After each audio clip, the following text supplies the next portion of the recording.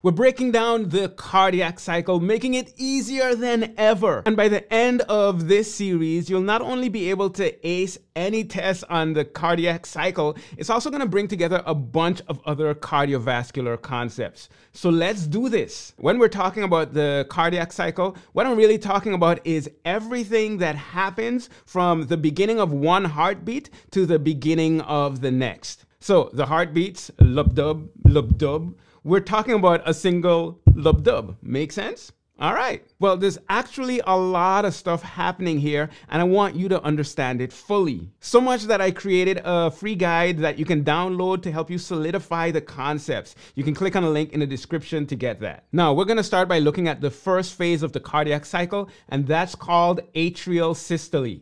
The term atrial systole has two parts. Atrial, which refers to the atria of the heart, and systole, which means contraction. So we're talking about the contraction of the atria. So far, so good. Let's look at where things are right before the atria begin to contract, just to set the scene. Blood is coming back to the heart. On the right side, we have blood coming back from the rest of the body. And on the left side, we have blood coming back from the lungs. And to start off the cardiac cycle, the atria are gonna contract. Now, the question is, what needs to happen in order for the atria to contract? Well, contraction doesn't just happen on its own. We need some kind of signal to cause it to happen. And fortunately, we have such a signal coming from the pacemaker that's in the heart. In the right atria, that's where we find the pacemaker, aka the SA node, which stands for sinoatrial node. Now, the SA node generates a signal, and since the SA node is located in the right atrium, that signal starts right there and it spreads throughout the rest of the atria. So when we look at the electrocardiogram, what we're going to see is we have a P wave. Now that P wave shows the depolarization of the atria. In other words, it's showing you the spread of the signal across the atria. Now we have a signal, and that signal is going to cause the atria to contract, which is atrial systole. Now, when the atria contract, what do you think that's going to do to the pressure in the atria? Well, think about it this way. If you have a container with fluid or even like lotion and you squeeze it, what do you expect to happen? Well, the squeezing, what it does is it increases the pressure in the container, and that pushes whatever is inside out. Well, when the atria contracts, that's basically like you're squeezing the atria, and the squeezing increases the pressure in the atria, and that's gonna push the blood through the valves into the ventricles. Now, the name of these valves are like super easy to remember. They're between the atria and the ventricles, so we call them the atrioventricular valves. Man, if only everything in biology were named that simply, that would be awesome. But anyways, this brings the last bit of blood into the ventricles. In fact, about 25% of the volume of the blood in the ventricles comes from this last push from the atria contracting. Now, when we look at the pressure in both the atria and ventricles, you can see that it's pretty low. I mean, it was pretty close to 0 millimeters of mercury.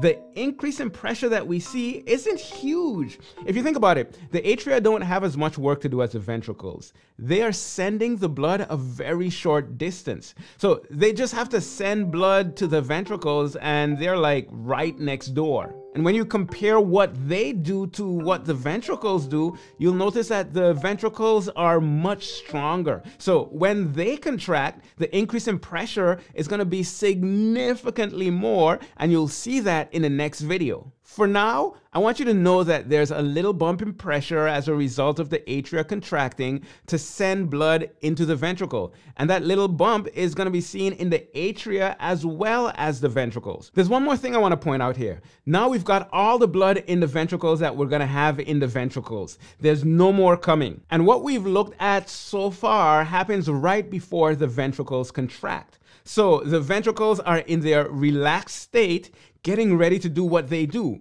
contract so that it can send blood throughout the body. The amount of blood inside the ventricles at this point is called the end diastolic volume. That's the amount of blood that's present at the end of diastole.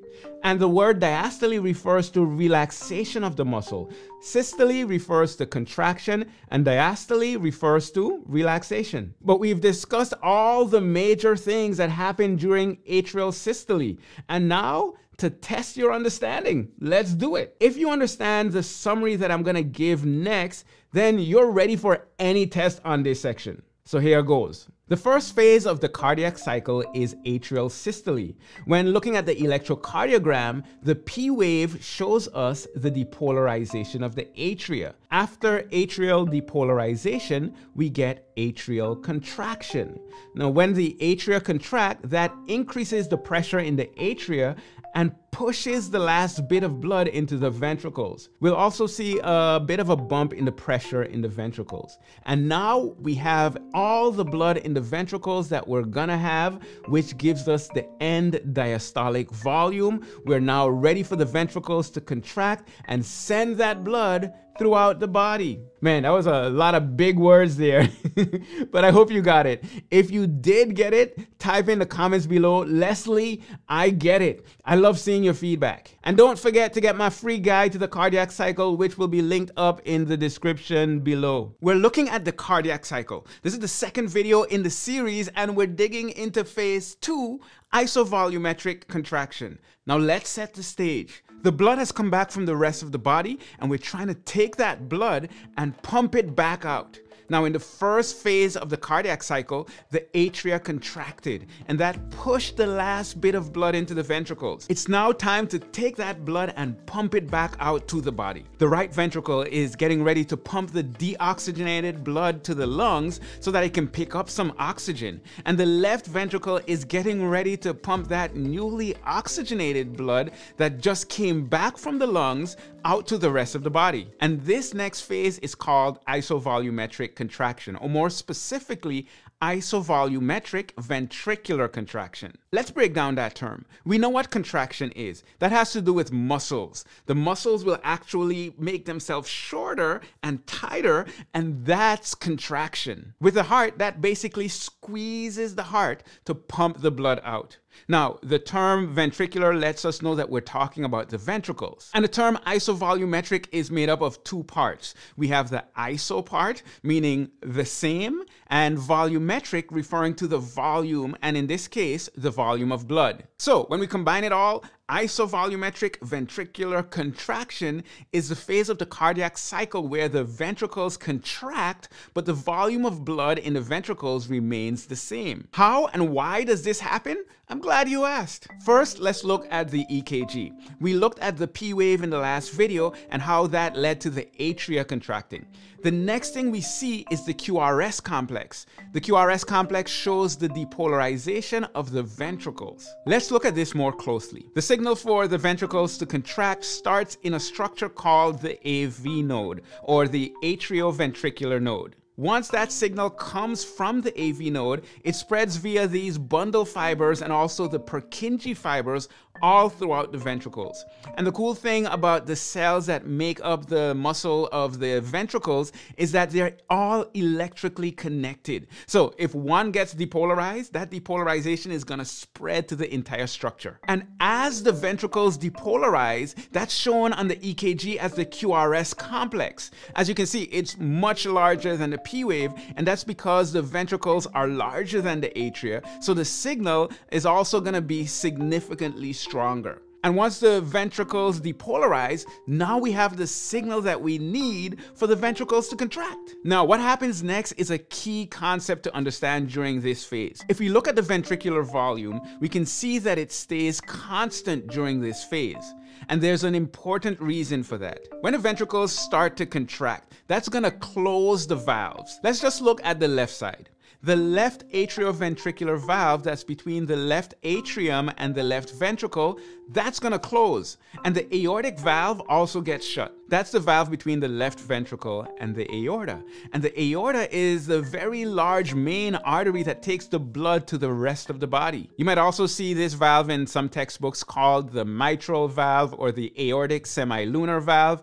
It's all the same thing. So these two valves are both closed. As a result, for a relatively short period of time, we have a sealed container that's contracting. What's that going to do to the pressure? Well, of course, that's going to increase the pressure significantly, and that's exactly what we see. Now, that's only going to go up to a certain point, and why that is just makes sense. Let me explain. We know that the blood from the left ventricle is gonna go to the aorta to go to the rest of the body. And the aortic valve is between the two structures. But there's a certain amount of pressure in the aorta already because there's blood in there already. And you can see that it's right around 80 millimeters of mercury. So if you have pressure on one side of that valve that's at 80 millimeters of mercury, that's inside the aorta, and pressure on the other side that's increasing rapidly, well, the valve in between will stay closed until you pass that 80 millimeters of mercury. It's like if you have someone pushing on one side of a door and someone pushing on the other side. Once you get more force on one side than the other, what's going to happen? The door is going to open. So at that point, the aortic valve will finally open and the blood can be sent into the aorta so that it can go to the rest of the body.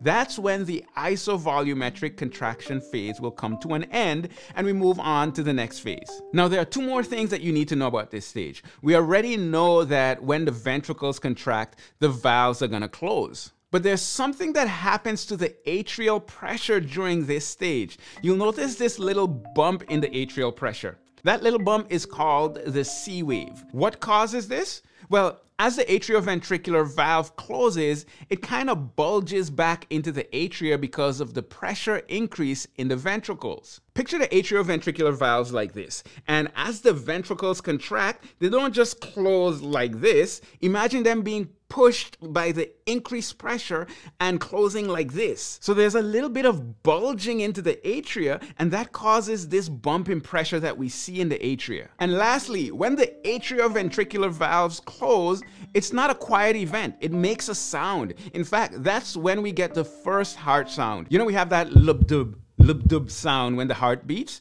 Well, the lub of that lub-dub, that's the sound of the atrioventricular valves slamming shut. Okay, maybe slamming is a bit much, but you get the point. And that is isovolumetric contraction. All right, this is the last video in my series on the cardiac cycle, and we're gonna finish the cardiac cycle by talking about ejection, isovolumetric relaxation, and ventricular filling.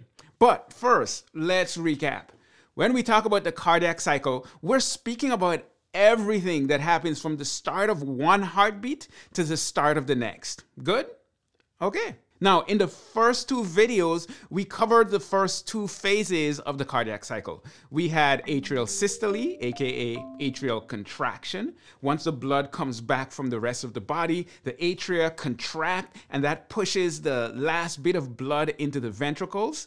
And then we had isovolumetric ventricular contraction. This is when the ventricles start to contract, but because the valves close, the pressure builds and builds, but the volume of blood in the ventricles remains the same. It's isovolumetric. So this isovolumetric phase happens, but only up to a certain point. And that's the point we're gonna start exploring further in this video. Now, the heart, it does a lot of work, and the ventricular contraction is actually a pretty strong contraction. This pressure buildup that we get in this isovolumetric phase is very important. In fact, the contraction of the ventricles and the pressure buildup that comes as a result, it's enough to pump the blood 30 feet. Like if you were to take the heart out of the body and it could just function as well out of the body, which it can't, but humor me.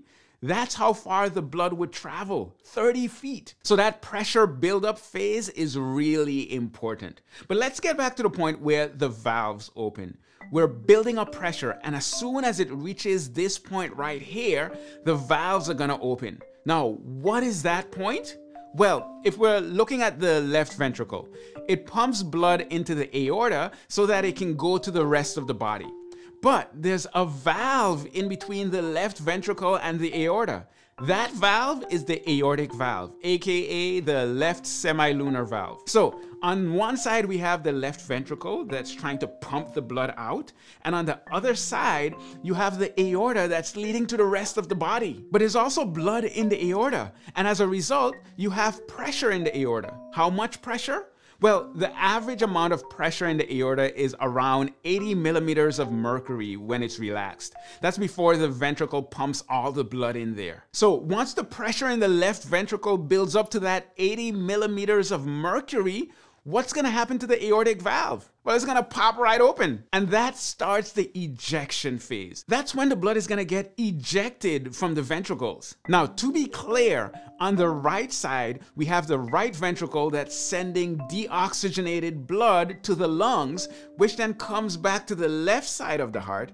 And the left ventricle sends this newly oxygenated blood to the aorta so that it can go out to the rest of the body. In both cases, this is ventricular ejection, and it's happening at the same time. Now, we can break this ejection phase down into two parts, and as you'll see, it just kind of makes sense.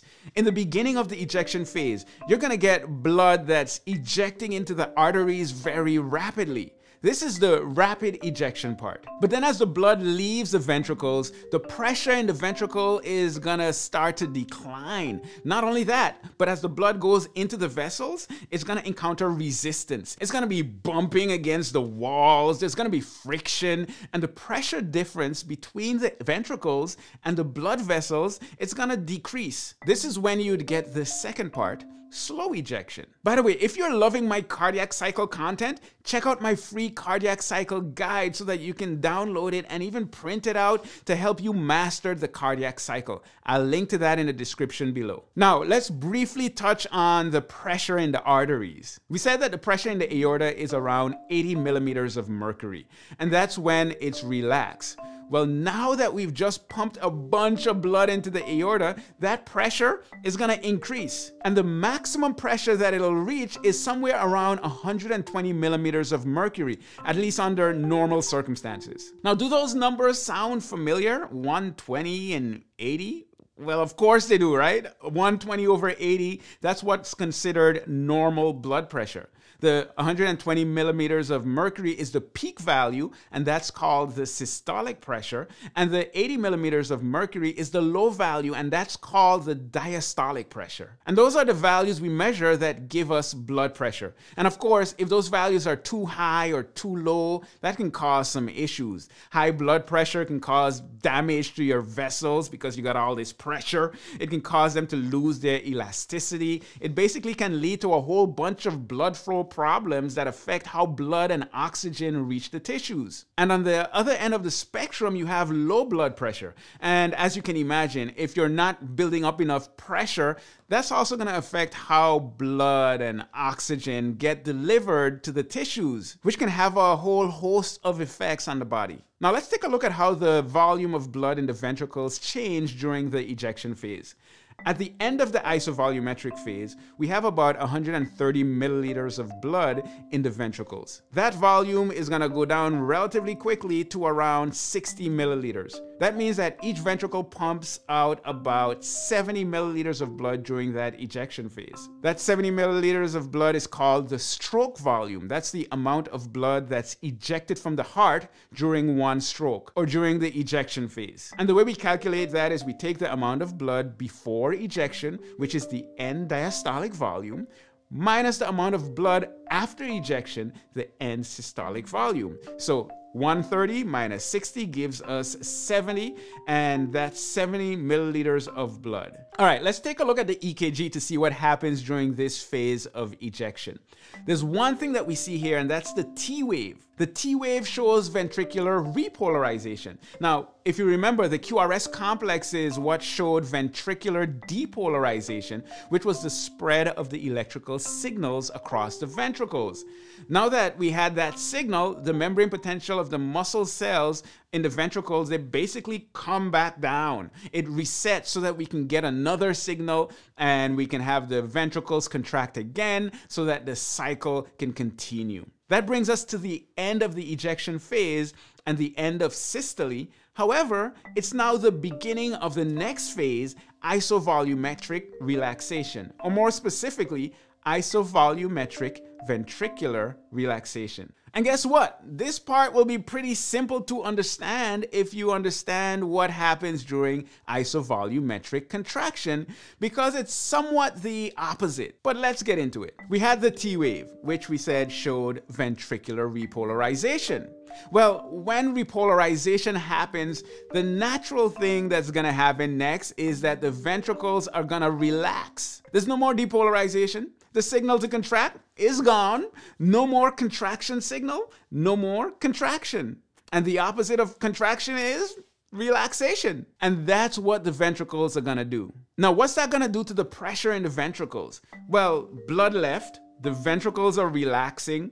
The pressure was already starting to go down. Looking at the left side, when the pressure in the left ventricle gets lower than the pressure in the aorta, that's going to cause the aortic valve to close. And since the atrioventricular valve was already closed, we now once again have a closed container.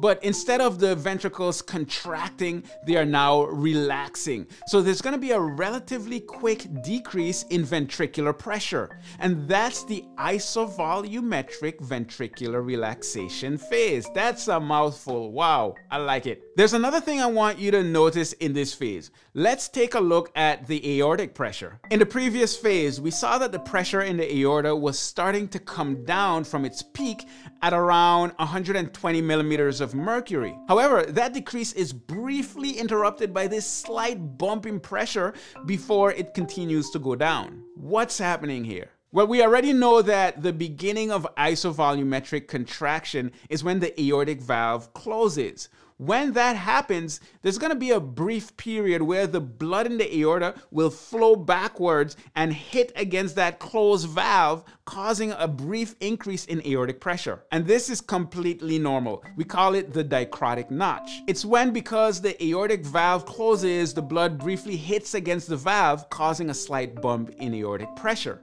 But after that brief period, the aortic pressure continues going down.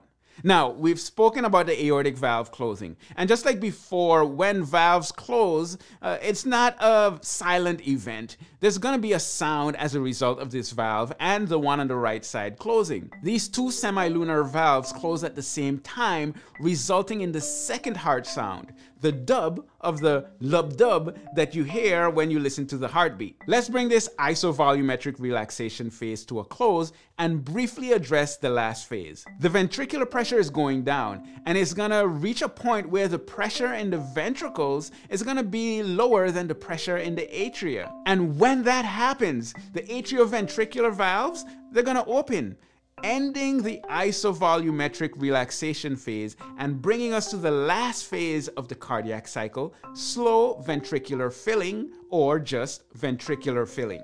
The atrioventricular valves are open. The semilunar valves are closed. The pressure in the ventricles is at its low point. And as a result, the blood that's coming back from the body and from the lungs comes in through the atria and starts to fill the ventricles. That's why we see the volume in the ventricles start increasing even though there's no contraction taking place. It's kind of a passive process. This then sets the stage for the entire cardiac cycle to start over. We had atrial systole, isovolumetric contraction, ejection, isovolumetric relaxation, slow ventricular filling, and this entire cardiac cycle happens over and over and over to help keep you and me alive.